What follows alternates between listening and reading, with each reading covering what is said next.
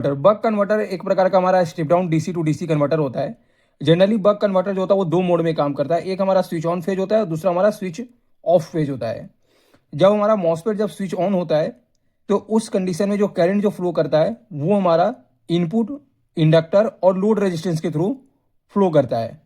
और उस समय जो ये जो इंडक्टर जो होता है ये एनर्जी को स्टोर करता है मैग्नेटिक फील्ड के रूप में। जब हमारा मॉसफेट जब हमारा स्विच ऑन कंडीशन में रहता है तो उस समय जो ये जो फ्रीलिंग डायोड जो होता है ये हमारा रिवर्स बेस में कनेक्ट होता है, जिसकी वजह से इस डायोड के अंदर कोई भी करंट फ्लो नहीं करता है।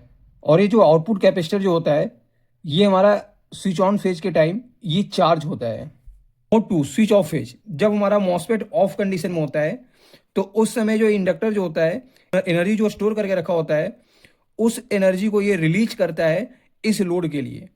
और उस समय ये जो फ्रीलिंग डायोड जो होता है ये हमारा फॉरवर्ड बेस में कंडक्ट करने लगता है, की वजह से जो करंट जो फ्लो करता है वो इस डायोड के थ्रू करने लगता है।